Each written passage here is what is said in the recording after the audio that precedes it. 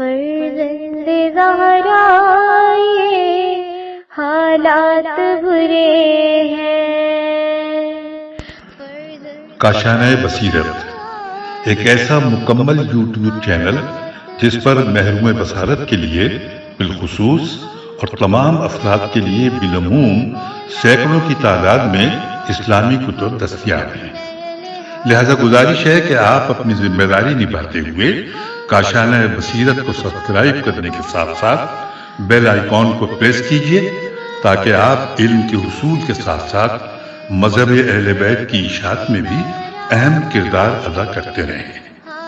کاشانۂ بصیرت، کاشانۂ بصیرت، کاشانۂ بصیرت۔ فرزند زہرا یہ حالات برے ہیں۔ السلام علیکم ورحمۃ اللہ وبرکاتہ۔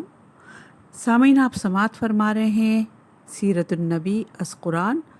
مصنف ہیں استاد محسن قراتی صاحب، مترجم ہیں سید محمد علی ترمذی صاحب۔ آج ہم آپ کے سامنے اس کی چوتھی ریکارڈنگ پیش کریں گے، صفحہ نمبر 60۔ عنوان ہے پیغمبر اکرم صلی اللہ علیہ وآلہ وسلم بحیثیت شوہر۔ پیغمبر خدا صلی اللہ علیہ وآلہ وسلم کی اکثر ازواج سن رسیدہ تھیں، یتیم اور بیوہ بھی۔ سب کا اخلاق ایک جیسا نہ تھا، جس طرح قرآن مجید نے تاکید کی کہ سورہ نساء کی آیت نمبر 19 میں ارشاد باری تعالیٰ ہے، بسم اللہ الرحمن الرحیم وَعَاشِرُوهُنَّ بِالْمَعْرُوفِ۔ پیغمبر صلی اللہ علیہ وآلہ وسلم ان کے ساتھ بڑی خوش اسلوبی اور نیک برتاؤ کے ساتھ رہتے تھے۔ کبھی کبھار ان میں سے بعض کا سلوک مناسب نہیں ہوتا تھا، حتیٰ کہ بعض اصحاب پیغمبر صلی اللہ علیہ وآلہ وسلم بھی ان کے طرز سلوک سے رنجیدہ تھے اور پیغمبر صلی اللہ علیہ وآلہ وسلم سے یہ درخواست کرتے تھے کہ انہیں آزاد کر دیجیے۔ تو آپ نے فرمایا کہ خواتین کی بدسلوکی اور برے رویے کو ان کے مثبت کمالات کے ساتھ دیکھنا چاہیے۔ انسان کو ناراضگی کے باعث اپنی بیوی کو آزاد نہیں کرنا چاہیے۔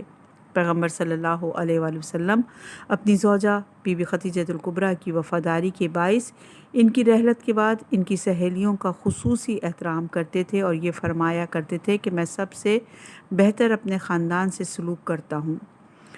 حضرت صلی اللہ علیہ وآلہ وسلم اپنی ازواج سے عادلانہ طرز عمل کا معیار یہ تھا، حضرت صلی اللہ علیہ وآلہ وسلم کا اپنی ازواج سے عادلانہ طرز عمل کا معیار یہ تھا کہ جب آپ پر بیماری کا غلبہ ہوتا تب بھی اپنا بستر ازواج میں سے کسی ایک کے کمرے میں لے جاتے۔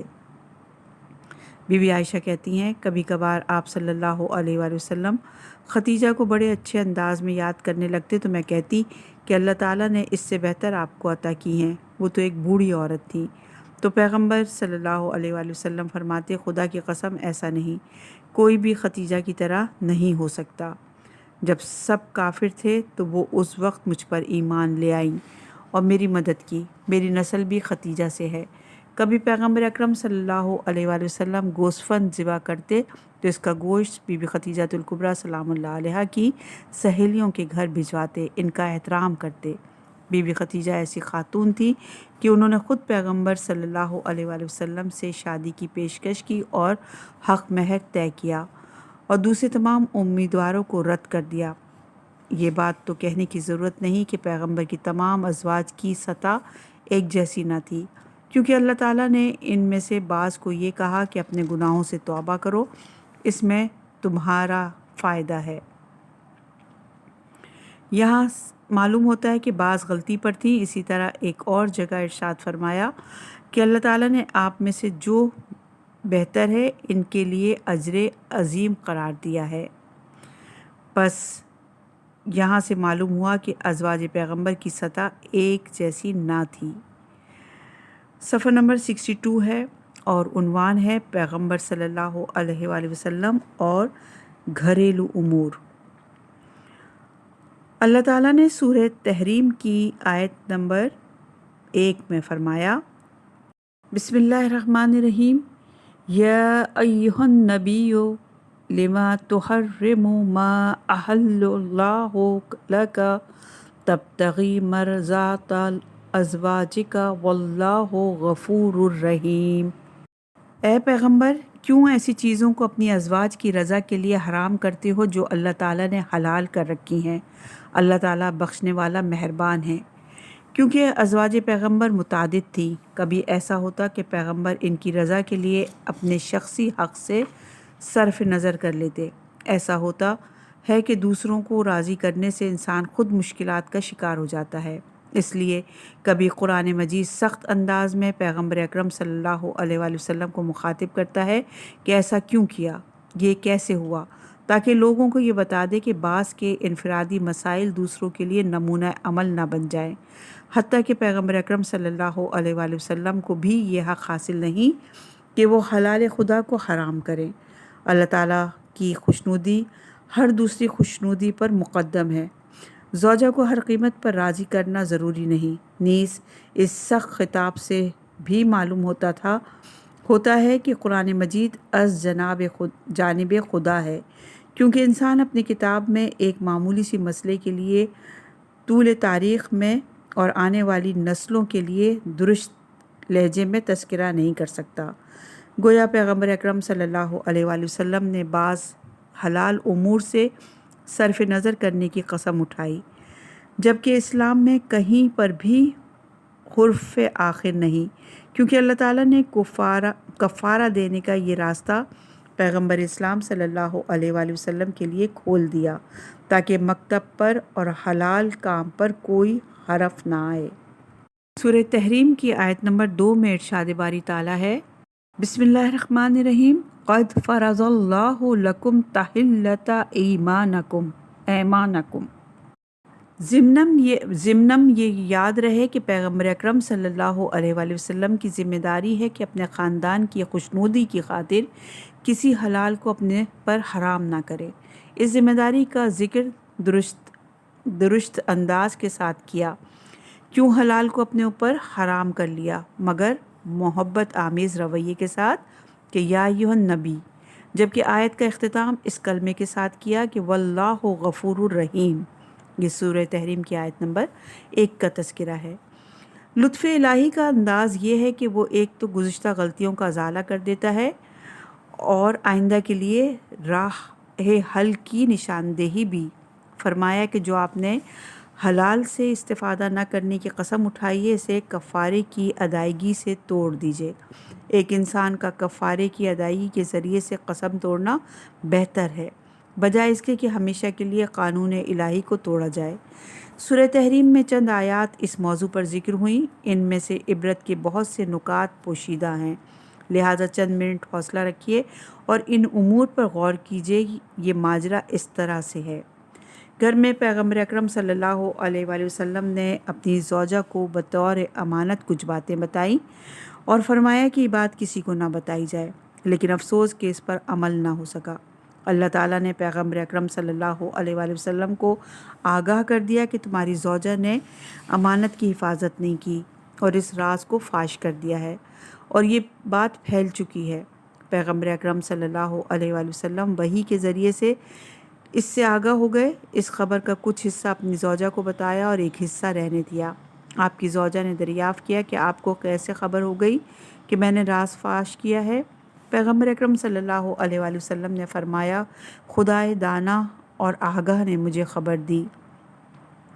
اگر کسی کو راز کی بات بطور امانت سپرد کی جائے تو اسے فاش کرنا گناہ ہے، نیز فکری اور قلبی انحراف کی دلیل بھی۔ اسی لیے اللہ تعالیٰ نے اس راز کو کہنے والی اور سننے والی مفسرین کے عقیدے کے مطابق، جو عائشہ اور حفصہ تھیں، فرمایا اگر تم توبہ کر لو تو اس میں تمہارا فائدہ ہے۔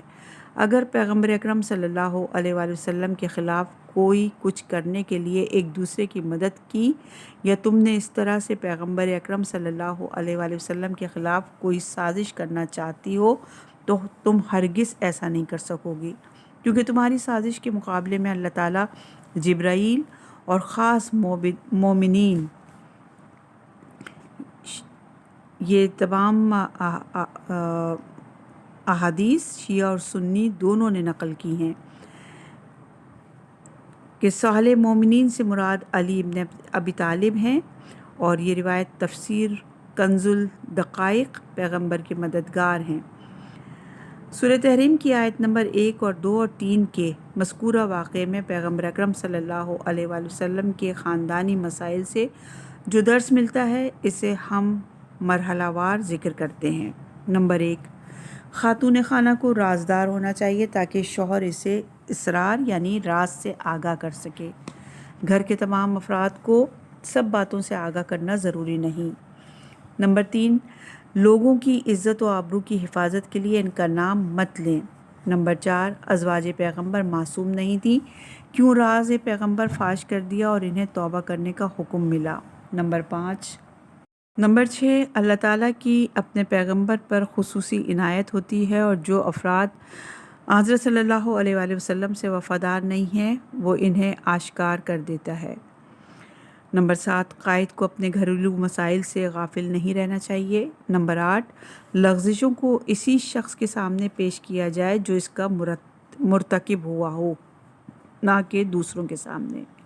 نمبر 9، ایڈمنسٹریشن میں نظر انداز کرنا اور وسعت قلبی کا ہونا لازمی ہے۔ پیغمبر اکرم صلی اللہ علیہ وآلہ وسلم نے مکمل راز کو اپنی زوجہ سے نسبت نہیں دی بلکہ بعض امور کو نظر انداز کر دیا اور فقط فاش شدہ راز کے کچھ حصے کا اپنی زوجہ سے ذکر کیا۔ نمبر 10، جو کسی راز کو فاش کرتا ہے اسے تو یہ احتمال دینا چاہیے کہ اس کا یہ عمل آشکار ہو جائے گا۔ نمبر 11، انبیاء کے علم کا سرچشمہ اللہ تعالیٰ کا علم ہوتا ہے۔ نمبر 12، خبر دینے والے کو عالم اور باخبر ہونا چاہیے۔ نمبر 13، اللہ تعالیٰ کو حاضر و ناظر جاننے اور اس کے علم پر ایمان رکھنے سے انسان ہر گناہ اور سازش سے محفوظ ہو جاتا ہے۔ نمبر 13، اگر کہیں کوئی غلطی کرے تو ہر ایک سے سوال نہیں کرنا چاہیے بلکہ فقط غلطی کرنے والے سے دریافت کیا جائے اور فقط راز ظاہر کرنے والا اور سننے والا توبہ کرے۔ نمبر 15، شرمندہ افراد کے لیے توبہ کا دروازہ کھول دینا چاہیے۔ نمبر 16، راز کا سننا بھی گناہ ہے، اللہ تعالیٰ کہنے والے اور سننے والے کو یہ کہتا ہے کہ دونوں توبہ کریں۔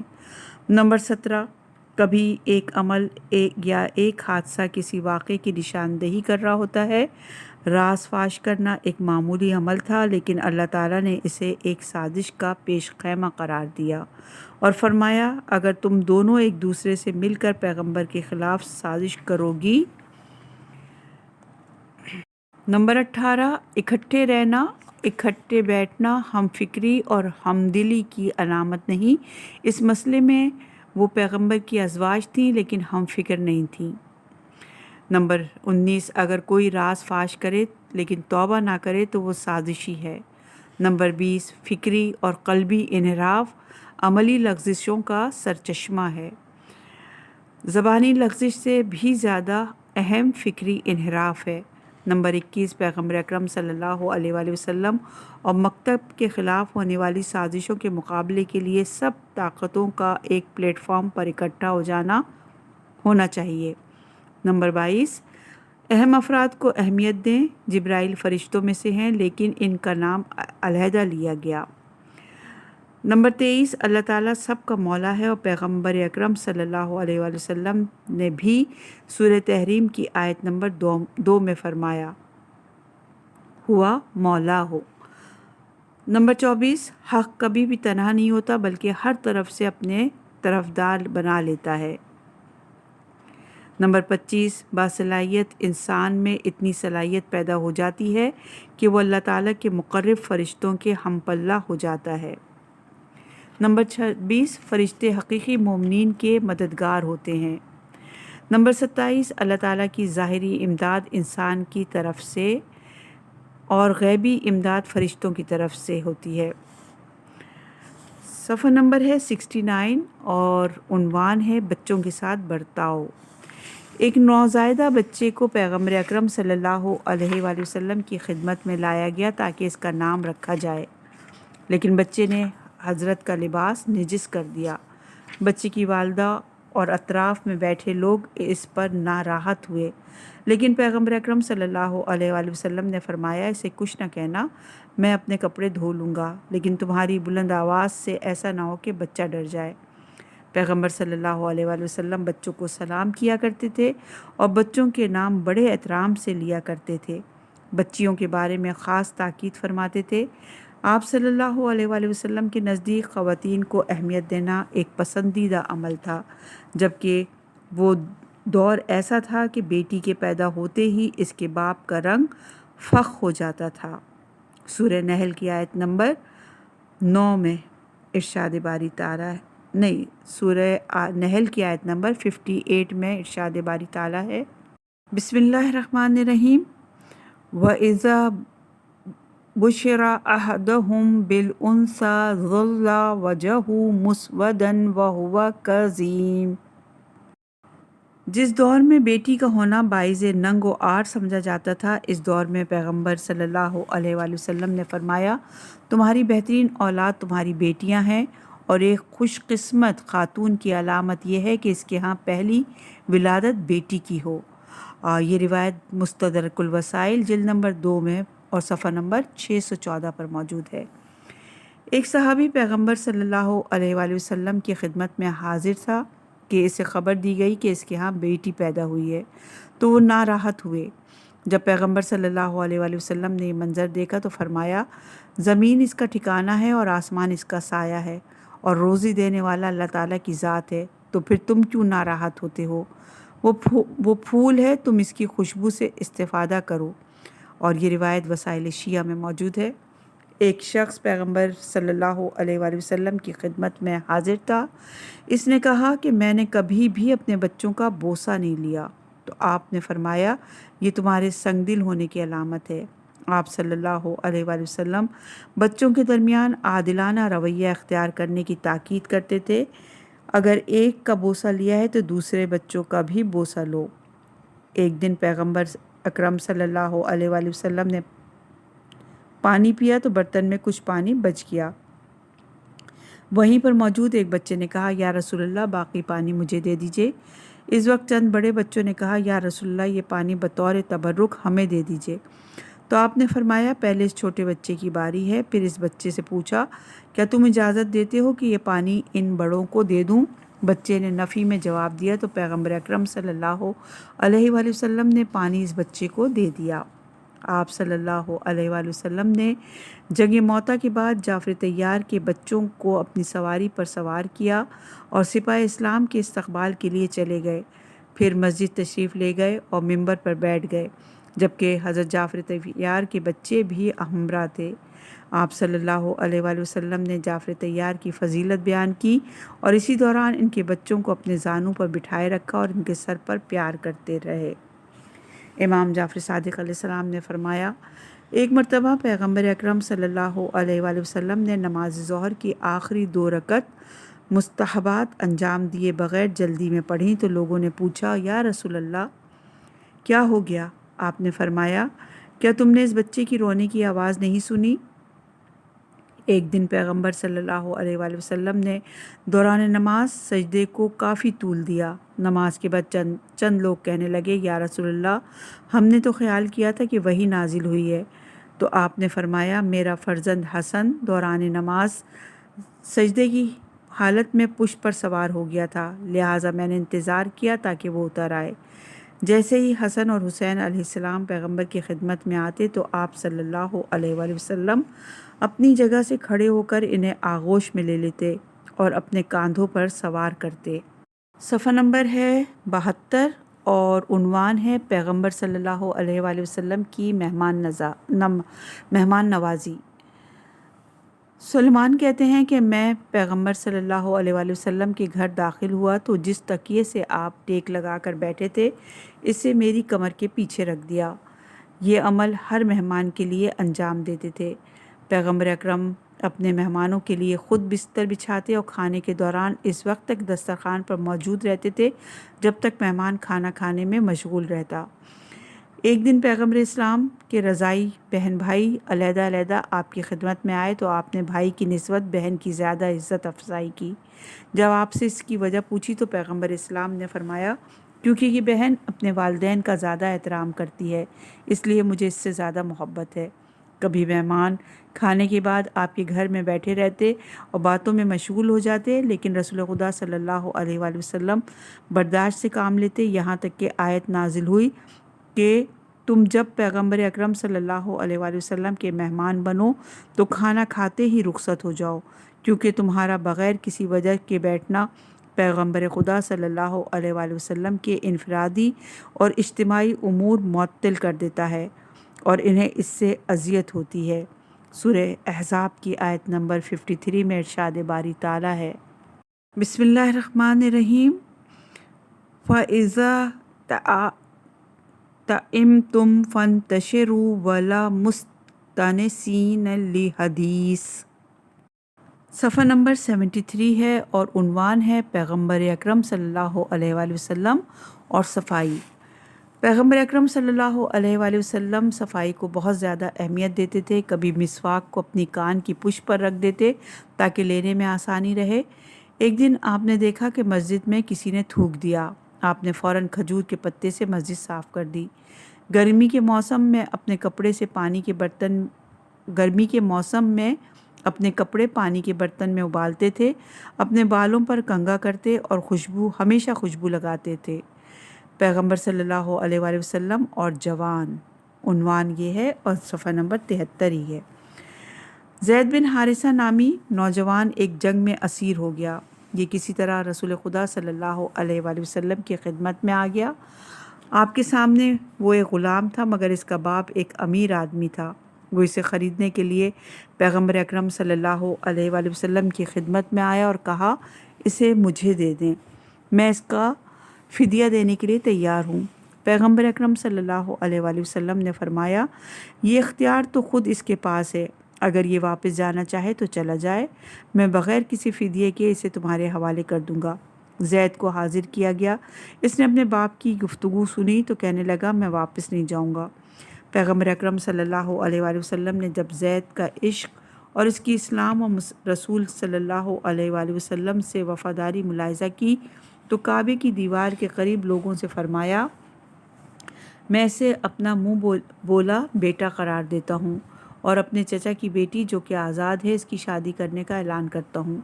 اپنی اس حکمت عملی سے پیغمبر صلی اللہ علیہ وآلہ وسلم نے دور جاہلیت کی 2 رسمیں توڑ ڈالی، ایک غلام کو اپنا بیٹا بنا لیا، دوسرا اس کی آزاد خاتون سے شادی کروا دی، وہ بھی پیغمبر صلی اللہ علیہ وآلہ وسلم کے چچا کی بیٹی جو ایک غلام کی بیوی بن گئی۔ نمبر 2، پیغمبر اکرم صلی اللہ علیہ وآلہ وسلم جب اس جہان فانی سے رخصت ہونے لگے تو اسامہ کو لشکر کی سپہ سالاری سونپ دی اور تمام بزرگوں کو یہ ذمہ داری دی کہ اس 18 سالہ جوان کی اطاعت کریں اور فرمایا، خدا اس پر لعنت کرے جو اسامہ کے لشکر میں شرکت سے انکار کرے۔ نمبر 3، ہجرت مدینہ سے قبل پیغمبر اکرم صلی اللہ علیہ وآلہ وسلم نے ایک جوان جس کا نام مصعب تھا، اسے تبلیغ اسلام کے لیے مدینہ بھیجنے کی ذمہ داری دی۔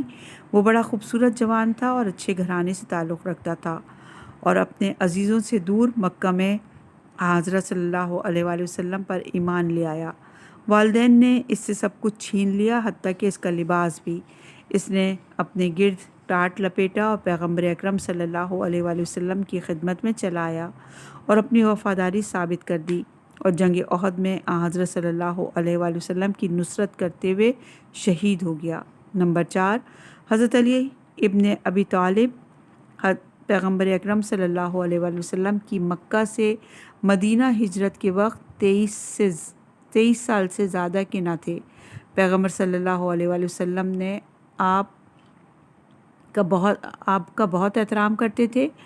نمبر 5، جعفر طیار حضرت علی علیہ السلام کے بھائی تھے۔ اس جوان کے ذریعے افریقہ میں اسلام کی بنیاد پڑی۔ صفحہ نمبر ہے 76 اور عنوان ہے پیغمبر صلی اللہ علیہ وآلہ وسلم کی دیگر صفات۔ جب پیغمبر اکرم صلی اللہ علیہ وآلہ وسلم کی ازواج نے یہ درخواست کی کہ جنگی غنائم میں سے انہیں بھی کچھ دیا جائے، اور عرض کیا کہ ہماری حالت انتہائی سادہ ہے، تو پیغمبر ناراحت ہوئے اور فرمایا میری زندگی سادہ ہے، اگر میرے ساتھ رہنا چاہتی ہو تو صبر کرو، اگر نہیں چاہتی تو میں تمہیں طلاق دینے کے لیے تیار ہوں۔ ایک مرتبہ آپ اپنی بیٹی فاطمہ سلام اللہ علیہا کے گھر تشریف لے گئے۔ آپ صلی اللہ علیہ وآلہ وسلم نے دیکھا کہ انہوں نے ایک کنگن پہن رکھا ہے اور نیا پردہ بھی لگایا ہوا ہے۔ آپ کچھ کہے بغیر واپس چلے آئے۔ بی فاطمہ زہرا سلام اللہ علیہا مسئلے کو سمجھ گئی اور کنگن اور پردہ پیغمبر صلی اللہ علیہ وآلہ وسلم کی خدمت میں ارسال کر دیا اور یہ پیغام دیا کہ آپ صلی اللہ علیہ وآلہ وسلم جس طرح مناسب سمجھیں اس سے استفادہ کریں۔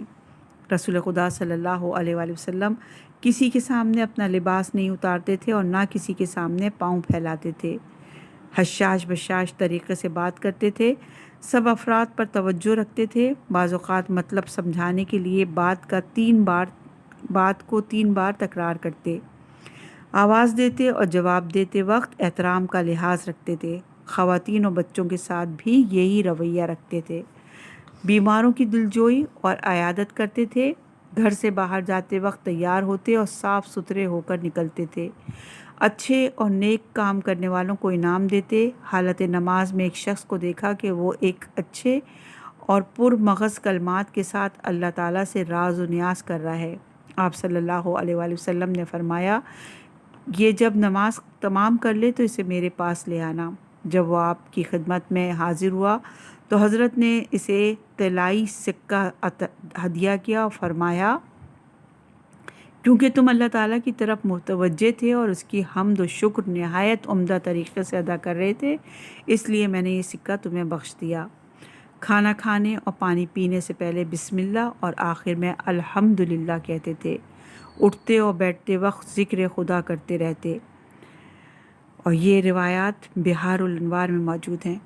ایک دن کسی مزدور سے سر راہ ملاقات ہو گئی تو آپ صلی اللہ علیہ وآلہ وسلم نے دیکھا کہ اس کے ہاتھ بڑے سخت ہیں تو اس کا ہاتھ پکڑا اور چوم لیا۔ جن لوگوں کا احترام کیا جاتا تھا یا لوگ جن پر اعتماد کرتے تھے، آپ سبھی ان کا احترام کرتے تھے اور کبھی کوئی نہ کوئی ذمہ داری اس شخص کے سپرد کر دیتے۔ غلط اور صحیح کام پر لا تعلق نہیں رہتے تھے بلکہ اچھے کام پر شوق بڑھاتے اور برے کام پر تنقید کرتے تھے۔ لوگوں کی ہدایت کرنے کی اس قدر فکر رہتی تھی کہ ہمیشہ یہی سوچتے رہتے تھے کہ آیت نازل ہوئی کہ آپ نے قرآن کو اس لیے نازل نہیں کیا، ہم نے قرآن کو اس لیے نازل نہیں کیا کہ آپ اس کی وجہ سے مشقت اور پریشانی میں گرفتار ہوں۔ کسی بھی محفل میں ہر ایک سے اس قدر گرم جوشی سے ملتے کہ وہ یہ خیال کرنے لگتا کہ پیغمبر صلی اللہ علیہ وآلہ وسلم کے نزدیک ترین شخص وہی ہے۔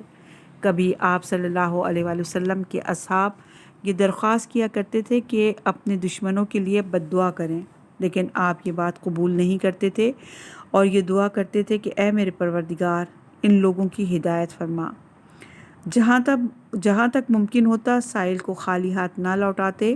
ایک دن کسی خاتون نے اپنے بیٹے کو پیغمبر صلی اللہ علیہ وآلہ وسلم کی خدمت میں بھیجا اور کہا حضرت صلی اللہ علیہ وآلہ وسلم سے کہنا کہ اپنی قمیض عطا کر دیں۔ وہ بچہ پیغمبر صلی اللہ علیہ وآلہ وسلم کی خدمت میں حاضر ہوا اور قمیض کا تقاضا کیا۔ پیغمبر صلی اللہ علیہ وآلہ وسلم نے اپنی قمیض اسے دے دی۔ اس پر آیت نازل ہوئی سورہ بنی اسرائیل کی آیت نمبر 29۔ بسم اللہ الرحمن الرحیم۔ وَلَا تَبْسُطُوهَا كُلَّ الْبَسْطِ۔ آپ صلی اللہ علیہ وآلہ وسلم اس کا حق نہیں رکھتے کہ جو آپ کے پاس ہے اسے انفاق کر دیں۔ محافل میں دائرے کی صورت میں بیٹھتے، بلند اور نیچی جگہ سے کوئی فرق نہیں رکھتے تھے۔ قانون کے اجرا میں کسی کے درمیان فرق نہیں کرتے تھے، لہٰذا جب ایک معروف قبیلے کی خاتون پر حد جاری ہونے لگی تو دوستوں نے اس کی سفارش کی تو آپ صلی اللہ علیہ وآلہ وسلم نے فرمایا قسم بخدا اگر میرا قریبی بھی چوری کرے تو اس پر بھی حد جاری کروں گا، قوانین کے اجرا کے دوران کسی میں فرق نہیں رکھوں گا۔ پیغمبر صلی اللہ علیہ وآلہ وسلم اسیروں اور غلاموں کے بارے میں بہت زیادہ تاکید کرتے تھے۔ آپ صلی اللہ علیہ وآلہ وسلم نے ایک اسیر خاتون سے شادی کی تاکہ آپ کا یہ عمل معاشرے میں اسیروں کو مقام دلا سکے۔ یہی وجہ بنی کہ مسلمانوں نے بہت سے اسیروں کو رہا کر دیا۔ رسول خدا صلی اللہ علیہ وآلہ وسلم فرمایا کرتے تھے، اپنے لباس اور غذا میں سے انہیں دیا کرو اور جواں مرد کے نام سے بلایا کریں تاکہ وہ ناراحتی کا احساس نہ کریں۔ غنی اور فقیر سے آپ کا رویہ مساوی ہوتا تھا۔ دوران گفتگو غیر ضروری باتوں اور بحث اور جدال سے پرہیز کرتے تھے۔ کبھی بھی کسی کی عیب جوئی اور بدگوئی نہیں کرتے تھے۔ آپ صلی اللہ علیہ وآلہ وسلم ہر قسم کی افراط و تفریط سے روکتے تھے۔ آپ صلی اللہ علیہ وآلہ وسلم نے جیسے ہی سنا کہ ایک شخص نے اپنی تمام جائیداد وقف کر دی ہے جبکہ اس کی اولاد بھی تھی اور ان کے لیے کچھ بھی نہیں چھوڑا، تو آپ ناراحت ہوئے اور فرمایا، یہ افراد گری درست نہیں۔ جیسے ہی آپ کو خبر ملی کہ آپ صلی اللہ علیہ وآلہ وسلم کے چند اصحاب نے کھانا اور سونا چھوڑ رکھا ہے بلکہ اپنی بیویوں سے بھی جدا ہو گئے ہیں اور فقط عبادت کرتے رہتے ہیں، تو آپ صلی اللہ علیہ وآلہ وسلم نے سب کو بلایا اور انہیں تنبیہ کی اور لوگوں کو چاپلوسی سے منع کیا۔ جیسے ہی آپ نے سنا کہ محاذ جنگ پر ایک عورت کو اسیر کر لیا ہے اور اس کے بعد اسے ان کے مردوں کی لاشوں کے قریب سے گزارا ہے تاکہ اس عورت کو ذہنی اور قلبی دکھ ہو، تو آپ صلی اللہ علیہ وآلہ وسلم بہت ناراحت ہوئے اور فرمایا، چاہے عورت کافر ہی کیوں نہ ہو اور جو جنگ میں ہمارے سامنے ہے ہمارا دشمن ہے، لیکن اب تو یہ اسیر ہے، لہٰذا ہمیں غیر عادلانہ طرز سلوک سے اسے دکھ نہیں دینا چاہیے، لہٰذا اس اسیر عورت کو جنازے کے قریب سے گزارنا افراط اور حد اعتدال سے دور ہونا ہے۔ پیغمبر اکرم صلی اللہ علیہ وآلہ وسلم کی عبادی سیرت، صفحہ نمبر 80۔ پیغمبر کی خاص سیرت جو آپ کو معنوی کمالات تک لے جانے میں معاون رہی، وہ بندگی اور عبودیت تھی۔ اگر آپ صلی اللہ علیہ وآلہ وسلم معراج پر گئے تو اس لیے کہ آپ عبد خدا تھے، اگر رسالت ملی تو اس لیے کہ آپ اللہ کے بندے تھے، اگر آپ پر وحی نازل ہوئی تو اس لیے کہ آپ اس کے عبد تھے۔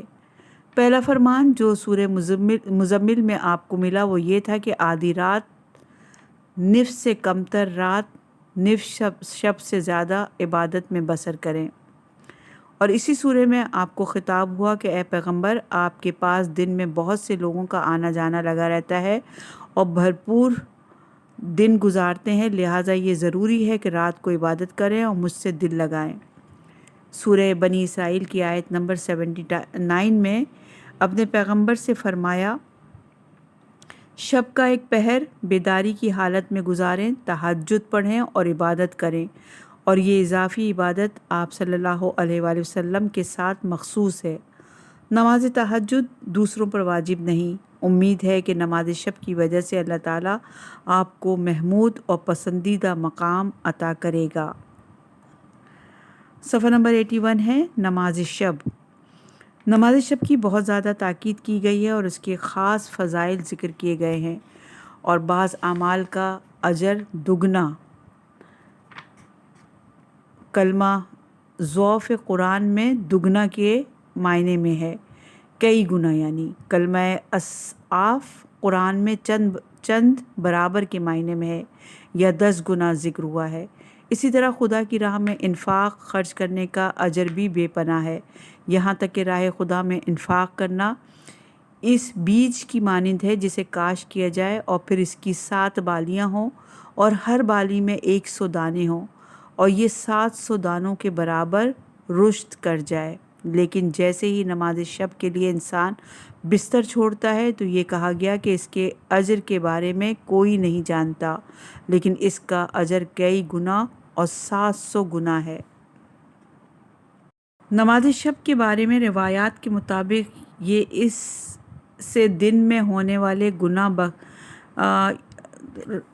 نماز شب کے بارے میں روایات کے مطابق اس سے دن میں ہونے والے گناہ بخش دیے جاتے ہیں، رزق فراواں ہوتا ہے، صحت رہتی ہے اور قبر نورانی ہو جاتی ہے۔ غلط کام اور روزانہ کے گناہ انسان کو نماز شب سے محروم کر دیتے ہیں۔ اگرچہ قرآن مجید میں طلوع فجر، صبح، عصر اور شب و روز کی قسم اٹھائی گئی ہے، لیکن سحر کی 3 بار قسم اٹھائی ہے۔ شب کی قسم جو ختم ہونے والی ہے، جو اسی سحر کی قسم ہے۔ یقیناً شب اور سحر عبادت کرنے کا بہترین موقع ہوتا ہے۔ حضرت موسیٰ 30 دن اور رات کوہ طور پر رہے، لیکن اللہ تعالیٰ نے فرمایا 30 راتیں۔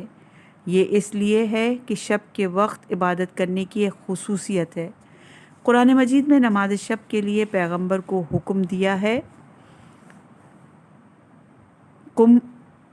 رہبر کے لیے ضروری ہے کہ وہ آرام کم کرے اور روزانہ کی ذمہ داری ادا کرنے کے لیے تضرع کے ساتھ خدا سے متصل رہے۔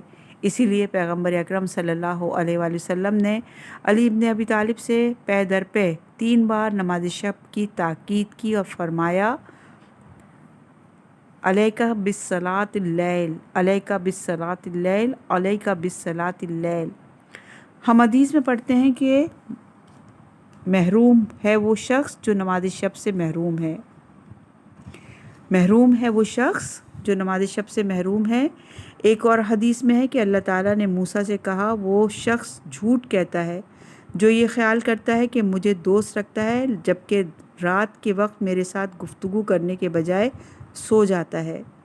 شب کے وقت 2 رکعت نماز کی ادائیگی اللہ تعالیٰ کے نزدیک ہر چیز سے بہتر ہے۔